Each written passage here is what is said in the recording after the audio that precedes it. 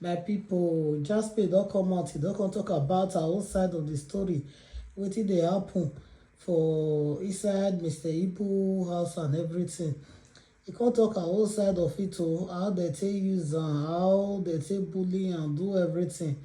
May not be saying na my mouth na dey hear more na lis ten to how she dey talk, how she take explain everything more na hear from the horse's mouth. Abeg una no forget to watch to the end, my people. Watch to the end, share to your friends, and like, drop your comment down below. Bye bye. I have been abused. I have been used. And I hope you guys are patient enough to at least listen to the entire story, because it means a lot to me for people to know what really transpired, what really happened. Then, if after listening to me, you feel like, oh, I'm wrong, fine. I'll leave the judgment to you people. So, how did I get involved in all this in the first place? Um, Firstly, how did I get involved with this family? The John Okafor family, Mr. Ibu family.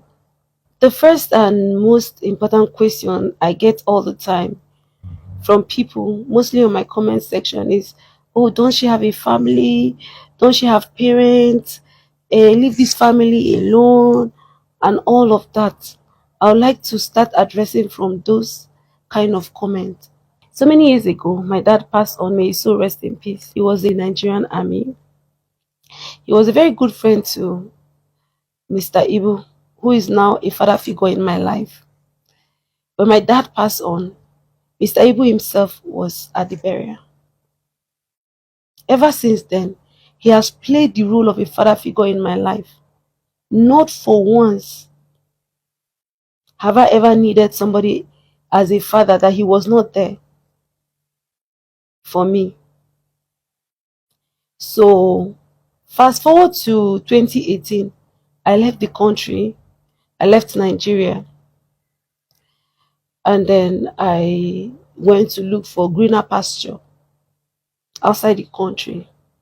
Things were working out for me. I was doing good. I was doing fine. Later on, I relocated to Cyprus where I was studying law. Fast forward to 2020, Daddy in person of Mr. Abel, started writing me on WhatsApp requesting for financial assistance. I was really surprised because before I left this country, he was doing well. If he wasn't at the peak of his career, he was doing absolutely well. He has exotic cars, everything was okay for him. So in 2020, when he started reaching out to me that he needed money for certain things, I was really surprised. Certain times I will send 50,000, 5,000, 2,000, as much as I can.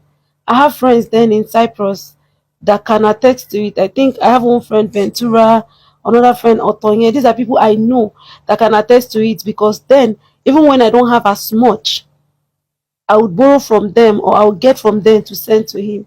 So at some point, it was quite disturbing, because I know when I left this country, he was doing very, very okay. I started asking questions. I asked him, what exactly is happening in your life right now for you to be asking for the least 50,000, 10,000, 5,000? Are you sure everything is okay? That was the first time he mentioned to me that he was sick and he was in Abuja. I then asked him, how about your wife? How's the children? How is everybody doing? It's been long since I heard from any of them. He said, his wife is in Lagos, that he has been in Abuja for close to 2 years now. And I was like, if you're sick, the best place to be is your home in Lagos. Why Abuja? He didn't really say much. So I told him to send me his wife number, that I would like to hear from her. It's been a while. I'd like to hear from her. Let me know what's happening in their life and all of that. Let me also understand why he was asking for those kind of financial help if things has really gotten that bad. Because I was in shock. It also surprised me. So he later sent her number. I called her. I asked her how she was doing. She said everything was not well. I could remember that day. The first day I contacted her after a very long time, she said everything is not well. that her husband has left the house for over 2 years.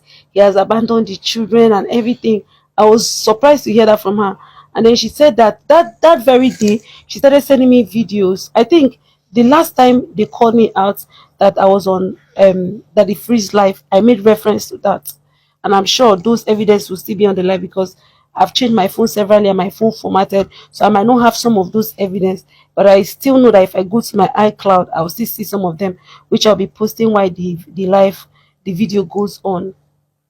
So around that period, she was crying over the phone. When I asked her how things were going, she said that daddy, in person of Mr. Ibu, has left the house for over 2 years, abandoned her with the kids, that things were really bad for her.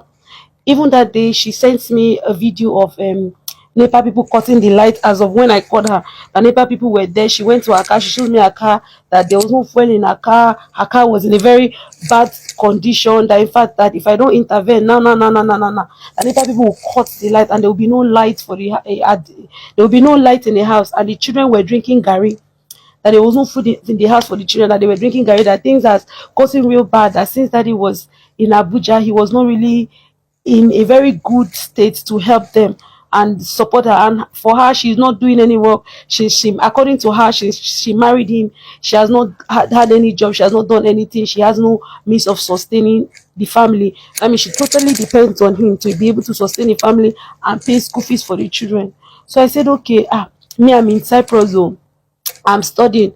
I showed her some of my school stuff, that I'm studying law. This is where I am. We're trying to catch up with each other, and I told her this is where I am right now. But I'll try and see if I can raise at least 100,000 and send to her so that she can sort out the little she can solve. She said, okay. That day I sent her 100,000. The proof of that is what the proof of that 100,000 I sent her is in the live video the previous live video I did with Daddy Freeze. I sent her 100,000 naira. She called me, she thanked me, said that 100,000 will go a very long way for her. I said, okay. Subsequently, I will keep in touch. That was my first encounter with her after a very long period of time. But that was my first time talking to her after a very long period of time, after I left the country and everything. So from there, she started chatting me every day. We were talking. Subsequently, she would send me, for every single time we were having conversation, it was about the issues in the house and all of those things. And at the point, she started complaining to me that she's not able to reach daddy on the phone, in person of Mr. Ibu, that when she calls him in Abuja, he doesn't pick and all of that. So she will ask me to call daddy on her behalf and talk to daddy that daddy should send something for her and the kids. And I've been supporting her in the little way I can during that period. My friends in Cyprus, I can call their names here. I'm sure most of them are still alive, although I'm not in contact with some of them because I've left Cyprus for a while. They are aware. Some of them are aware, because when I don't have, I'll ask my friend, oh, please help me, I want to send. They know how close I was to the family, and how how I was always concerned about the family. So at one point I said I was coming back to Nigeria, because at that point I was dating someone, and we're talking about getting married. So I had a reason to come to Nigeria, and I told her, I said, look, I'm coming to Nigeria. When I come to Nigeria, we'll sit down and talk. Then we'll know how to solve some of all these issues that is going on. So I was also talking to daddy's son, Valentine, that was in South Africa. I was talking to so many people in the family that period.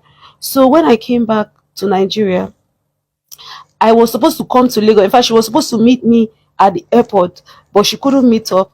And then I told her I was going straight to Abuja. I traveled with one other lady, one of their family friend. So we went to Abuja.